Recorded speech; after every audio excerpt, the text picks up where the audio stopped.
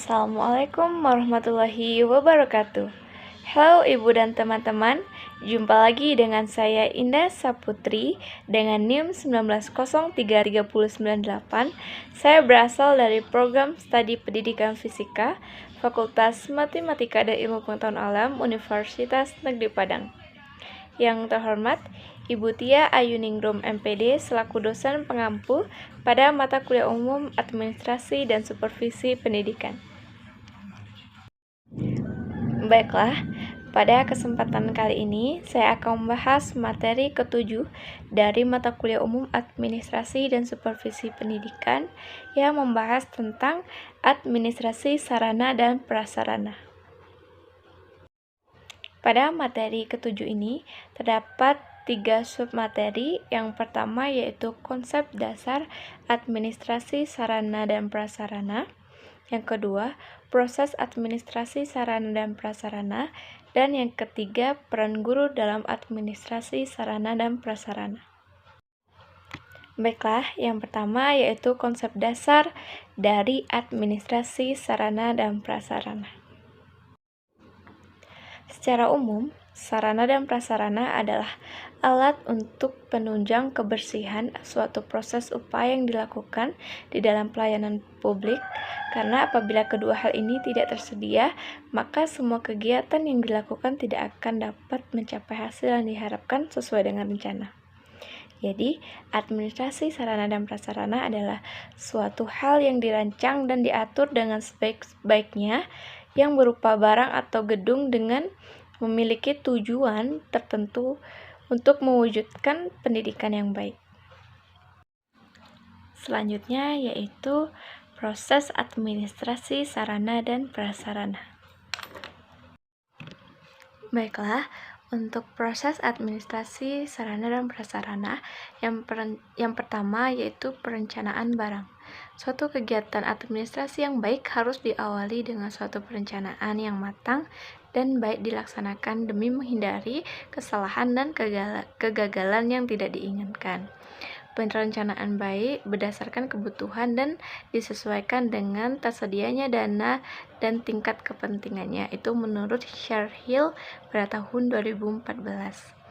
Dalam penyusunan perencanaan dapat ditempuh beberapa cara, diantaranya analisis kebutuhan, yaitu kegiatan untuk mendapatkan informasi mengenai jenis, jumlah, sarana dan prasarana pendidikan yang dibutuhkan oleh sekolah dengan mempertimbangkan perkembangan kebutuhan sekolah, pergantian barang-barang yang rusak, hilang atau dihapuskan, serta keperluan persediaan barang.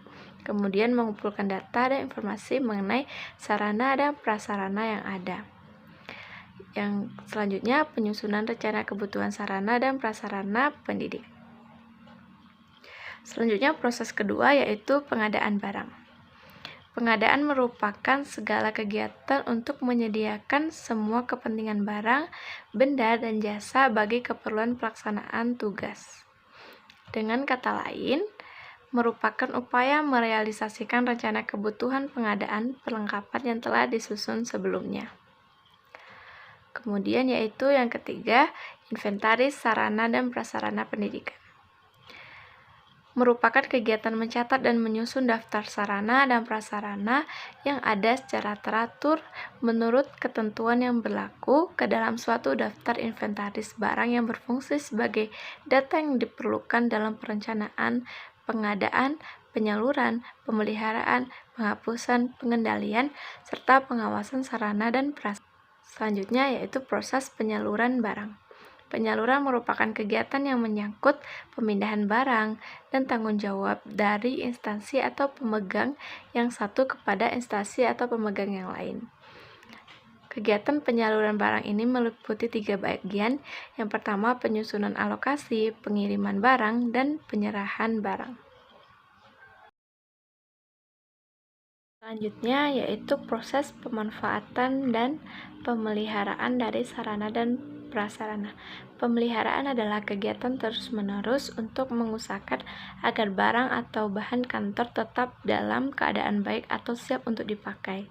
Tujuan pemeliharaan sarana dan prasarana ini antara lain agar barang tidak mudah rusak, agar barang tidak mudah hilang, tidak kedaluarsa, tidak mudah susut, dan agar sarana dan prasarana selalu dalam keadaan bersih. Pemeliharaan sarana dan prasarana dapat dilakukan dengan yang pertama, pemeliharaan berdasarkan waktu, yaitu waktu sehari-hari dan juga waktu berkala. Kemudian, pemeliharaan berdasarkan jenis barang, pemeliharaan barang bergerak atau pemeliharaan barang tidak bergerak. Proses selanjutnya yaitu penghapusan. Penghapusan merupakan suatu proses kegiatan yang bertujuan untuk mengeluarkan atau menghilangkan barang-barang milik negara dari daftar inventaris negara berdasarkan peraturan perundang-undangan yang berlaku. Apabila biaya rehabilitas barang terlalu besar sedangkan daya pakainya terlalu singkat, maka barang tersebut lebih baik tidak dipakai lagi dan dikeluarkan dari daftar inventaris. Selanjutnya yaitu proses pengawasan. Seluruh kegiatan administrasi sarana dan prasarana ini tidak bisa berjalan sendiri tanpa dikendalikan dan diawasi.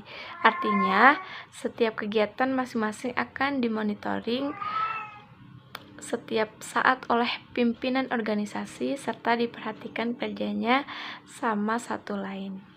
Pengawasan bukan merupakan suatu pengaturan yang kaku dan membatasi ruang gerak masing-masing fungsi pengelolaan, tetapi merupakan koordinasi serta akselerasi bagi seluruh fungsi pengelolaan administrasi, sehingga pemborosan waktu, tenaga, dan biaya dapat dihindari.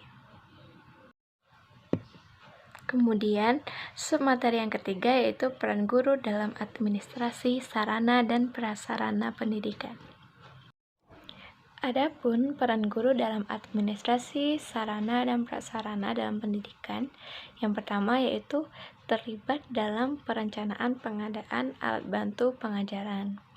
Yang kedua, guru terlibat dalam pemanfaatan dan pemeliharaan alat bantu pengajaran yang digunakan guru tersebut. Kemudian yaitu pengawasan dalam penggunaan alat praktek oleh siswa pada saat kegiatan praktek. Baiklah, sampai di sini penjelasan saya terkait materi administrasi sarana dan prasarana pada pendidikan. Mohon maaf atas segala kesalahan. Saya akhiri dengan wabillahi taufiq wal hidayah. Wassalamualaikum warahmatullahi wabarakatuh.